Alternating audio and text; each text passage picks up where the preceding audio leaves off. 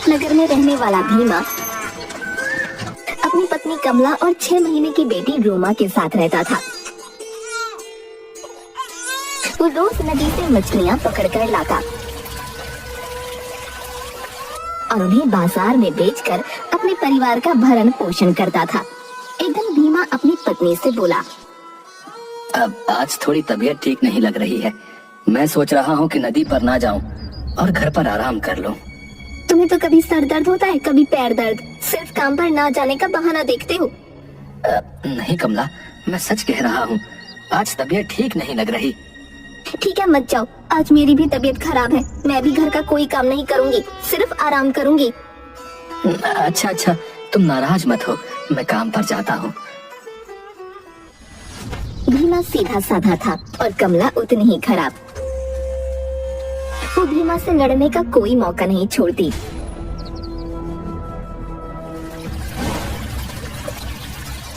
भीमा नदी के तट पर मछलियों के लिए जाल डालकर बैठा था और खुद से बातें कर रहा था। ना जाने कमला कब सुधरेगी। वो कभी मेरी तकलीफ नहीं समझती। उसे तो सिर्फ पैसा चाहिए। जिस दिन मैं नहीं रहूंगा उस दिन उसे समझ आएगा। लगता है जाल में मछलियां आ गई हैं। चलो इन्हें निकालता हूँ और बाजार में बेचकर पैसे ले जाकर कमला को देता हूँ, नहीं तो वो मुझे जीने नहीं देगी।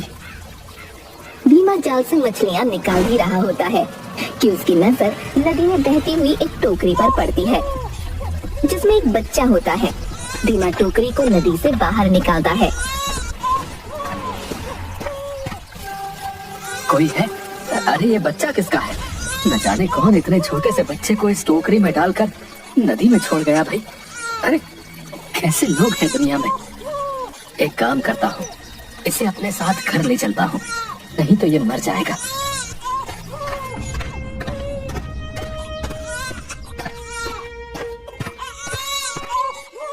कमला कहाँ हो? देखो मैं क्या लाया हूँ। इतना शोर क्यों मचा रखा है? आज तुमने नदी से घर आने में देर कर दी। कब बाजार जाओगे? कैसे पैसे लेकर आओगे? तुम्हें तो सिर्फ पैसों की ही पड़ी रहती है। ये देखो, आज नदी में किसी ने इस छोटे से बच्चे को एक टोकरी में डालकर छोड़ दिया था। जिसका बच्चा है, अगर उसने छोड़ दिया तो तुम इसे क्यों ले आए? तुम कैसी बातें कर रही हो? अगर मैं इसे घर नहीं लाता तो क्या वहाँ नदी में मछलियों का चारा बनने के लिए छोड़ देता है? इस बच्चे को मछली खाए या शेर खाए, मुझे क्या करना है? इस मुसीबत को मैं न रखूंगी अपने घर में। बहुत हो गया कमला, मैंने आज तक तुम्हारी हर बात मानी है और अब तुम मेरी एक बात ध्यान से सुनो। ये बच्चा इस घर में ही रहेगा और रोमा के साथ हम इसे भी पालेंगे। इस बारे में मुझे कोई बात नहीं करनी है। कमला ने भीमा को पहली बार इस तरह गुस्से में बात करते देखा था, इसलिए उसने कुछ नहीं कहा और बच्चे को रखने के लिए तैयार हो गई। भीमा ने बड़े प्यार से उस बच्चे का नाम सोमा रखा। धीरे धीरे समय के साथ रोमा और सोमा दोनों बड़े होने लगे। एक दिन, पिताजी, क्या मैं भी आपके साथ नदी पर मछलियाँ पकड़ने चल सकती हूँ? क्यों बेटा, तुम्हें मछलियाँ पकड़ना सीखना है? जी पिताजी, मैं भी आपकी तरह एक मछुआरा बनना चाहती हूँ। बेटा, अभी तुम छोटी हो, अभी तुम अपनी बहन रोमा के साथ खेलो। जब बड़ी हो जाना तब चलना। अगर जाना चाहती है तो आप ले क्यों नहीं जाते? अच्छा ही है, पिता का काम सीख लेगी तो आपका काम हल्का हो जाएगा। मुझे रोमा और सोमा दोनों को जो कुछ भी सिखाना होगा मैं खुद सिखा लूंगा। तुम्हें मुझे बताने की जरूरत नहीं है। मैं तो इसलिए कह रही थी कि अगर उसका मन है तो सिखा दो ना, लेकिन जैसा तुम्हें ठीक लगे। कमला सोमा को बिल्कुल पसंद नहीं करती थी, लेकिन भीमा की वजह से वो मजबूर थी। रोमा का स्वभाव उसकी माँ कमला की तरह था, जबकि सोमा स्वभाव में बिल्कुल भीमा जैसी थी, नेक दिल और दयावान। एक दिन अचानक भीमा की मृत्यु हो जाती है। रोमा और सोमा बहुत दुखी होते हैं। बेटा रोमा, तू रो मत, ये तो नियति है, हम इसे बदल नहीं सकते। तुम्हारे पिता का साथ बस इतना ही लिखा था, तुम्हें हिम्मत रखनी होगी। हाँ माँ, लेकिन अब हम कैसे रहेंगे? हमारा घर कैसे चलेगा? पिताजी ही तो अकेले काम करने वाले थे। तू फिक्र मत कर, ये सोमा है ना, इसने तुम्हारे पिता से मछलियाँ पकड़ना सीखा था, अब से ये जाएगी मछलियाँ पकड़ने। हाँ माँ, मैं जाऊंगी पिताजी की जगह मछलियाँ पकड़ने, आप फिक्र मत कीजिए। बस बस, ज्यादा प्यार दिखाने की जरूरत नहीं है, तू ही जाएगी और कौन जाएगा। उस दिन से सोमा के तो जैसे दिन ही बदल गए। कमला उससे घर का सारा काम करवाती, मछली पकड़ने और घर के लिए पानी लेने नदी पर भेजती, लेकिन उसे हमेशा खाना बहुत थोड़ा सा देती। एक दिन नदी पर पानी भरने गई सोमा वहाँ बैठकर रो रही थी। पिताजी, आप मुझे छोड़कर क्यों चले गए? मुझे आपकी बहुत याद आती है। आपके सिवा कोई मुझसे प्यार नहीं करता। माँ तो मुझे ठीक से खाना भी नहीं देती। मैं क्या करूँ पिताजी, आप मुझे कोई रास्ता बताइए। लेकिन उसे कोई जवाब नहीं मिलता। वो घर आ जाती है। आ गई महारानी, नदी से पानी भरकर लाने में इतना वक्त लगता है क्या? माँ, पानी भरकर मटके भारी होते हैं, इसलिए मैं धीरे धीरे चलकर आती हूँ ताकि पानी गिर ना जाए। बस कर अपने बहाने, काम धाम ठीक से करती नहीं, खाना इतना खाती है। माँ, खाना तो आप मुझे आधा पेट देती हैं। जवाब देती है मुझे? रुक जा, तेरी अच्छे से मरम्मत करती हूँ, तब तेरा दिमाग सही होगा। और रोमा ये सब देखकर बड़ी खुश होती है। रोज सोमा नदी किनारे बैठकर पिता को याद करती और खूब रोती। एक दिन वो नदी किनारे बैठकर रो रही थी, तभी एक बूढ़ी औरत आती है। बेटा, क्या मुझे थोड़ा पानी पिलाओगी? हाँ अम्मा, जरूर पिलाऊंगी। आप पहले आराम से बैठ जाइए, मैं अपने घड़े से आपको पानी पिला देती हूँ। सोमा बूढ़ी औरत को उसकी इच्छा अनुसार पानी पिलाती है। तुम बहुत नेक दिल हो बेटी, तुमने मुझे पानी पिलाया, इसके बदले में मैं तुम्हें कुछ देना चाहती हूँ। मुझे कुछ नहीं चाहिए अम्मा। क्या तुम्हें किसी चीज की इच्छा नहीं? नहीं, मेरे पिताजी ने मुझे सिखाया था कि किसी की मदद बिना किसी लालच से करनी चाहिए। बूढ़ी औरत अपने दोनों हाथ जोड़ती है और वो एक परी बन जाती है। आप कौन हैं और ये आपने कैसे किया? सोमा, मैं इच्छा परी हूँ और मैं अपनी इच्छा से कोई भी रूप ले सकती हूँ। इच्छा परी? लेकिन आप मेरा नाम कैसे जानती हैं? सोमा, मुझे सब कुछ पता है। तुम रोज यहाँ बैठकर अपने पिता को याद करती हो और रोती हो, मैं सब जानती हूँ। मैं तुम्हें एक वरदान देती हूँ, आज के बाद तुम जब भी रोगी तब तुम्हारी आंखों से आंसू की जगह हीरे जवाहरात गिरेंगे। लेकिन मैं हीरे जवाहरातों का क्या करूँगी? तो तुम्हें क्या चाहिए? मुझे कुछ नहीं चाहिए। ठीक है, मैं तुम्हें एक और वरदान देती हूँ। तुम्हारी आवाज कोयल जैसी सुरीली हो जाए, तुम्हारा गाना सुनकर इंसान अपने दुखों को भूल जाएगा। इतना कहकर परी गायब हो जाती है और सोमा पूरे रास्ते वो गाना गाती हुई अपने घर वापस आती है। उसे गाना गाना बहुत पसंद था और अब तो उसकी आवाज इतनी सुरीली हो चुकी थी कि वो खुद का ही गाना सुनकर खुश हो रही थी। घर आकर, आ गई महारानी, कहाँ लगा दी इतनी देर? माँ, आज नदी पर मुझे एक परी मिली थी। क्या बकवास कर रही है? भला परियां होती है? हाँ माँ, परियां होती हैं। अपनी बकवास बंद कर घर का काम देख, घर कैसे गंदा पड़ा है। सोमा बर्तन साफ कर ही रही होती है कि उसके हाथ से एक कांच का बर्तन गिरकर टूट जाता है। कमला सोमा को 2 थप्पड़ लगाती है। सोमा रोने लगती है। उसकी आंखों से आंसू की जगह हीरे जवाहरात गिरने लगती हैं। ये क्या? इसकी आंखों से आंसू की जगह हीरे जवाहरात गिर रहे हैं? हाँ माँ, इसकी आंखों से तो आंसू की जगह हीरे जवाहरात गिर रहे हैं। बताइए कैसे हो रहा है सब? सोमा खुद को संभालती है। माँ, मैंने आपसे कहा था ना, आज मुझे नदी पर एक परी मिली थी। उस परी ने मुझे आशीर्वाद दिया कि अब से जब भी मैं रोऊंगी मेरी आंखों से आंसू की जगह हीरे जवाहरात गिरेंगे। रोमा, आज नदी पर पानी भरने तू जाएगी, वहाँ बूढ़ी औरत को पानी पिलाकर तू भी वरदान ले आना। मैं जाऊंगी नदी पर, लेकिन मटका बहुत भारी होता है, मैं कैसे उठाकर लाऊंगी?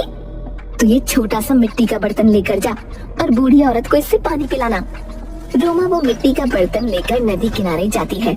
परी अपने असली रूप में ही रोमा के सामने आती है। बेटा, मुझे पानी पिला दो। नहीं नहीं, ये पानी तो बूढ़ी औरत के लिए है, मैं उसका इंतजार कर रही हूँ, उसे ही पानी पिलाऊंगी। तुम कितनी बदतमीजी से बात करती हो, क्या तुम्हारे घर वालों ने तुम्हें तमीज नहीं सिखाई?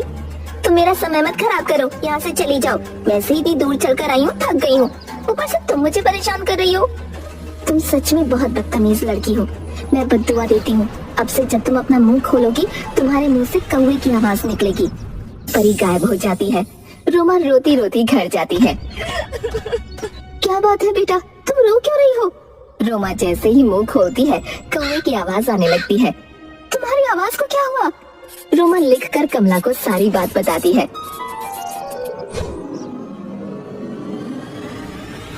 ये सब इस सोमा की वजह से हुआ है। इसने हमें पूरी बात नहीं बताई होगी।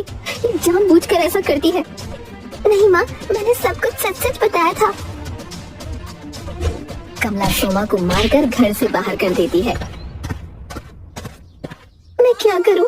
माँ को हमेशा मेरी ही बात गलत लगती है। भला मैं क्यों अपनी बहन का बुरा चाहूंगी? सोमा घर के बाहर पेड़ के नीचे लेट जाती है। थोड़ी देर बाद गाना गाने लगती है। परी के वरदान से वो अपना सारा दुख भूल जाती है। तभी वहाँ से रूपनगर का राजकुमार गुजर रहा होता है। वो सोमा की आवाज सुनकर आता है। उधर सोमा का गाना सुनकर कमला भी घर का दरवाजा खोल देती है और सोमा को घर के अंदर ले लेती है। घर में कोई है क्या? हाँ, किससे मिलना है? कौन हो तुम? मैं इस नगर का राजकुमार हूँ और यहाँ पर एक सुरीले गाने की आवाज सुनकर आया हूँ। वो गाना कौन गा रहा था?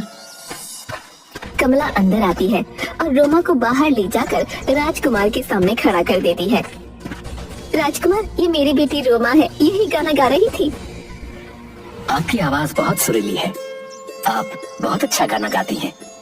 आपकी जादुई आवाज सुनकर मैं अपने सारे दुख भूल गया। क्या आप मुझसे विवाह करेंगी?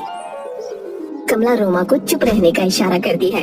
जरूर करेगी राजकुमार जी। इसके तो भाग्य खुल गए जो आप स्वयं विवाह का प्रस्ताव लेकर आए हैं। राजकुमार और रोमा के विवाह की तैयारियां शुरू हो जाती हैं। विवाह वाले दिन राज दरबार में सब विवाह के लिए उपस्थित थे। तभी मंत्री जी बोले, महाराज, आज बड़ा ही खुशी का दिन है। हमारे राजकुमार का विवाह हो रहा है और इस विवाह में शामिल होने के लिए दूर देश के राजा रानियां और हमारी प्रजा आई हुई है। अगर आपको उचित लगे तो मैं अपनी प्रजा की तरफ से एक अनुरोध करना चाहता हूँ। बताइए मंत्री जी, आप क्या कहना चाहते हैं? महाराज, हमारी प्रजा चाहती है कि राजकुमार अपनी होने वाली राजकुमारी के जिस गुण के कायल हैं, उसकी एक झलक उन्हें भी मिले। जरूर मंत्री जी, आप सब एक बार रोमा की सुरीली आवाज सुन लेंगे तो अपने सारे दुख भूल जाएंगे। ये सब बातें सुनकर कमला और रोमा दोनों परेशान हो जाती हैं, क्योंकि इतने दिनों से जब भी राजकुमार रोमा से गाना गाने को कहता तो रोमा सिर्फ अपना मुंह चलाती और कमला सोमा से गाना गवाती थी। रोमा गाना घूम घूम कर गाती, जिसके कारण राजकुमार को कभी उस पर शक नहीं हुआ। पर आज उसकी पोल खुलने वाली थी। महाराज, इतने बड़े राज्य के राजकुमार की होने वाली पत्नी अपनी प्रजा के सामने गाना गाए, क्या ये उचित लगता है आपको? बिल्कुल उचित है।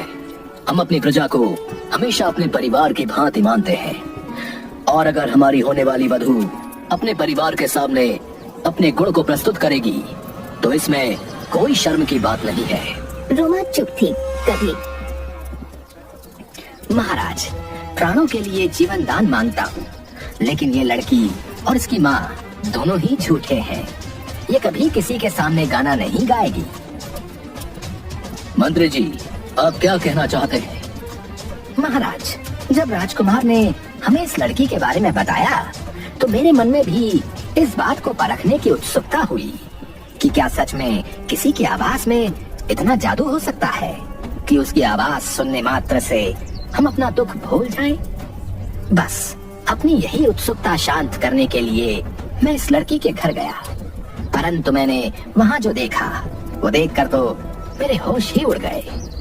आपने क्या देखा मंत्री जी? महाराज, ये लड़की तो बोलती भी कौवे जैसा है। इसकी आवाज कौवे जैसी है। मंत्री जी, ये आप क्या कह रहे हैं? मैंने खुद रोमा की आवाज सुनी है और एक बार नहीं कई बार सुनी है। ये बहुत सुरीला गाती है।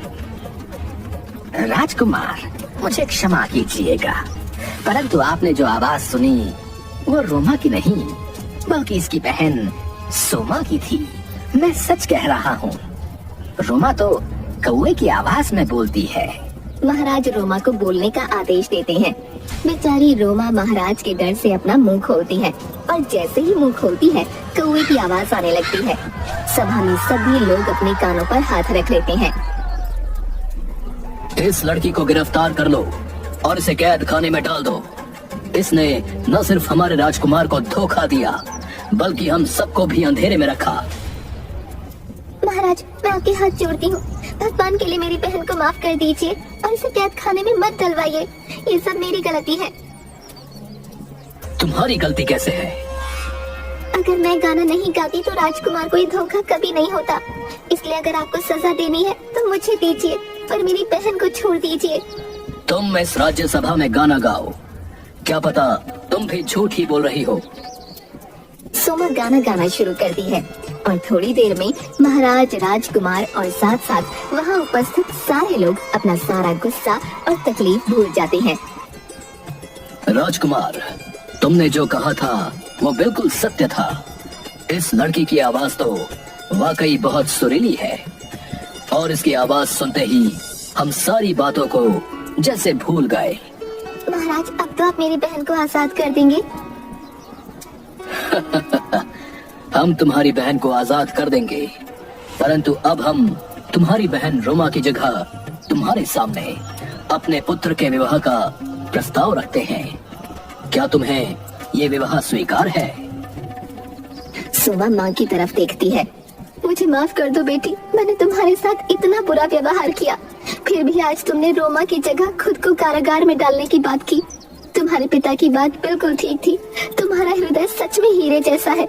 महाराज, मैं अपनी छोटी पुत्री सोमा का विवाह आपके पुत्र के साथ करने के लिए आपसे अनुरोध करती हूँ। मुझे माफ कर दीजिए। रोमा और सोमा को ये सब करने के लिए मैंने ही कहा था। रोमा सोमा के लिए कागज पर लिखती है। मुझे माफ कर दो, मैंने माँ की बातों में आकर गलत व्यवहार किया, हमेशा तुम्हें नीचा दिखाया, कभी तुम्हारी मदद नहीं की। फिर भी आज तुमने मेरे लिए जो किया वो मैं जिंदगी भर नहीं भूल सकती। तुम्हें माफी मांगने की कोई जरूरत नहीं, तुम बस मेरे गले लग जाओ। सोमा रोमा को गले लगाती है। तभी वहाँ इच्छा परी आती है। रोमा, मुझे देखकर अच्छा लगा कि तुम्हें अपनी गलतियों का एहसास हो गया, इसलिए मैं तुम्हें अपने दिए हुए श्राप से मुक्त करती हूँ। रोमा पहले की तरह बोलने लगती है और उसे कौवे की आवाज से मुक्ति मिल जाती है। साथ ही महाराज सोमा और राजकुमार का विवाह करा देते हैं और वो दोनों खुशी खुशी रहने लगते हैं।